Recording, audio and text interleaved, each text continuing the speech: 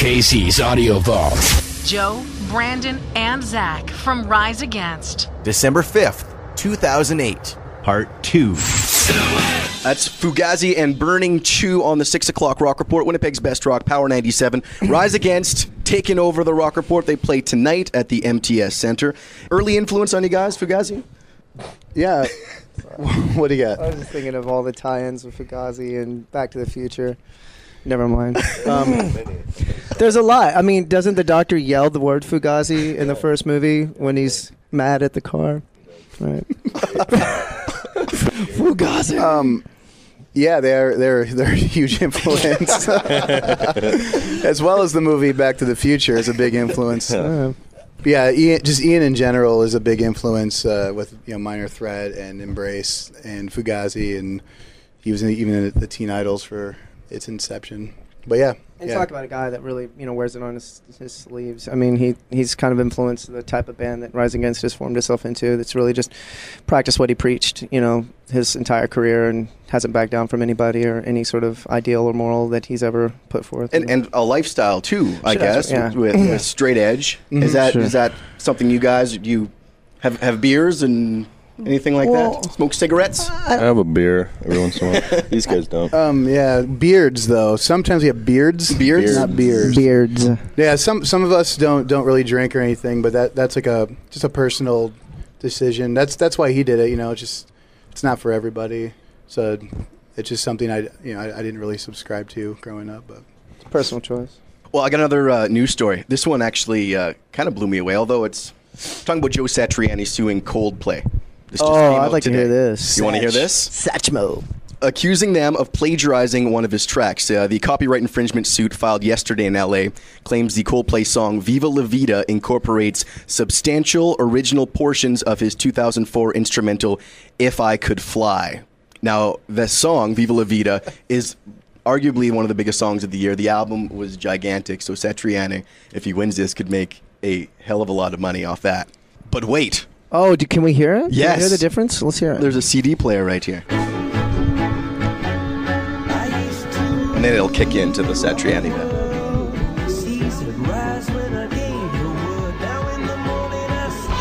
This is Satriani? Yeah. That's pretty damn close. Isn't that crazy? it's pretty close. So bad. There's just a tasteful version of the melody and then a not so tasteful version. I'm going to go ahead and say that they didn't hear Satriani's song and go, dude, we got to rip that off. It's a coincidence, but I mean, it is the exact same note structure and everything, but I'm going to say they weren't listening to Joe Satriani. Especially not his work from 2004. Well, no. Wow, that's but pretty if it's an accident, does he still win? Yeah, no kidding. That makes sense. Because I'm wondering if they have to prove the fact that Chris Martin had heard it and did this maliciously, or if it's just like a coincidence with like Tom Petty and Danny California from the Chili Peppers.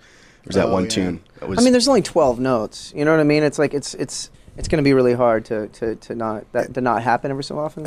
I think the thing is you can't copyright like chord progressions, which is what my friend Satch is doing in his song there. I think Coldplay's going to be all right. How is Satch, by the way? Satch, he's all right. He's I got nothing. He's a little down about this whole thing, but I think he's going to pull through it. He's actually hanging out at the venue tonight. Him and Sage Francis are working up a little number right now. That's going to be a hot number. Yeah. Have you ever guys worried that after you've written a song, you've realized that it kind of sounds like something else, or early in your career, trying to write a song, you're like, oh crap, that's The Clash? Well, no, I think musically, like Zach said, there's 12 notes, and music will always sound like other music. I think it's vocals that really separates things from one another. We seem to not really make the judgment until we're totally done with the song, I don't think we've ever really cut anything because it sounded too much like another thing. Okay, well, we get to do another tune. What was Clash, Death or Glory? One of my favorite Clash songs. Would you like to do the introduction? Here's The Clash with Death or Glory on the Rock Report. Winnipeg's best rock is Power 97. Yeah, okay, applause. Yeah. It's worth mentioning, Zach has DJ in his blood. My dad was a radio DJ for my... Yeah? Yes, he is. That's the Clash, Death or Glory on the Rock Report, Winnipeg's Best Rock, Power 97. It's the Rise Against Takeover. They play tonight at the MTS Center. That was a pick from the boys. We'll be back. We've got a little bit more time with the guys, and we'll do another song from Rise Against. Welcome back to the show. Rise Against in studio with some... we got to get these people to clap again. Woo! Yeah. That was really loud. All right, we're going to do this quick. You have to say your name. John. Tim. Rochelle. Tammy. Riley. Senya. Rory. John. Dan. Mike. All right. That's proof. They're here. So show tonight, MTS Center. Has the tour been all right? Anything bad? We're driving into the snow. Did you guys... Are you worried? No, the tour's been amazing. I think the drive yesterday was bad. The drive yesterday was long. I think 17 hours. Yeah.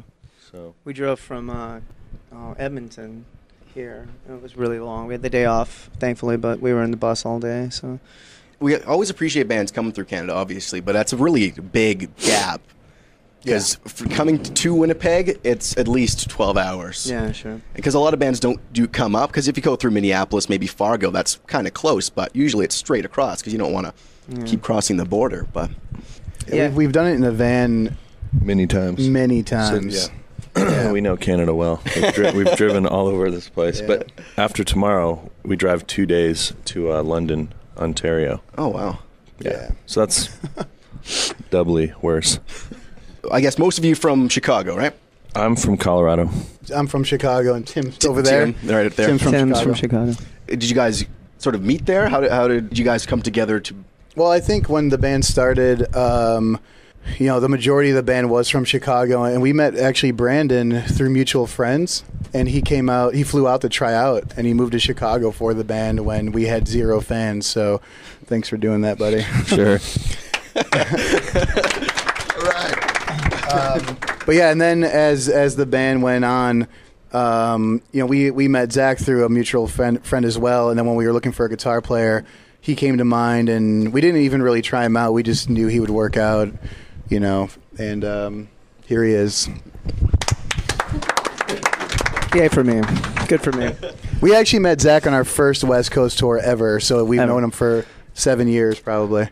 Yeah, it was like 6 years before I joined the band. I'd met these guys. They came through Dallas, and it was me and maybe 10 other people went and saw the show, and it was a good time. Epic show, though. It was an epic show. No, I thought you guys were great back then. It blew your mind. It changed the way you live. It did. It changed everything about me. The way I look, You dressed differently the next the morning. way I thought. Now you have mainstream success. Now, do you feel like the mainstream has sort of come back to this type of music, to more of a heartfelt type thing instead of kind of the schlocky stuff? I think you stayed course long enough to be able to play at large venues like this? It's weird because just in general, we don't really fit into that mainstream world. I mean, I can't really think of a band that sounds like us that's at this level, but I just think we just kept doing whatever it is that we do, and luckily it just kind of caught on. Yeah, these songs would have been written regardless if we had 3 fans or 1,000,000 fans. Just I don't know. Yeah, it's a strange environment. If we play radio shows, it's very strange because backstage you're kind of looking around at everybody, going, like, "What am I doing here?" But we're also very grateful, at the position that we're in, and we try to take advantage of the platform we have and to kind of present facts about the social things that Tim sings about and political things. So At its core, we seem to be just the same band. This band is the same even before I joined, that just kind of still listens to Bad Religion and Fugazi and kind of tries to, rip off our heroes and all that. And somehow, the band is just kind of taken on this other life of its own. And to us, we're just still this band that's kind of sitting backstage listening to Bad Religion, As for your backstage rider, pretty much everyone is vegetarian or vegan? vegetarian, yeah. Vegetarian? Yeah. And so what kind of stuff can you demand? A tofurkey? We do get tofurkey lunch meat. Yeah? Yeah, We do, in fact. it's a good time. Fake meat, lunch meat, fruits, candy. Tim's like the craziest candy-aholic person I've ever seen. He hoards it and keeps it on him at all times wherever he goes. His last name's Michael Rath. We call him Snaxelrath because he just always has like in no other jacket. He just have like just a candy bar, just anywhere. Just he's at. melted chocolate. Yeah, in his totally. Like, pocket. he just gets it all over. Just that kind of a thing. But yeah, we try to be as healthy as possible, which never works because I mean, it's food backstage all day. You're just. Well, I appreciate you guys coming in once again and helping out for Hunger for Hope and everyone else, all the listeners that came as well. It's Rise Against tonight at the MTS Center. Tickets still available through Ticketmaster. And we're going to finish off with Re-Education Through Labor. Thanks a lot. So Rock Report, Winnipeg's best rock, Power 97. All the interviews you want on iTunes and at power97.com. KC's Audio Vault. Casey Norman is Power 97's music director and can be heard every weekday from 2 till 6 in Winnipeg, Manitoba, Canada. Power 97 is Winnipeg's best rock.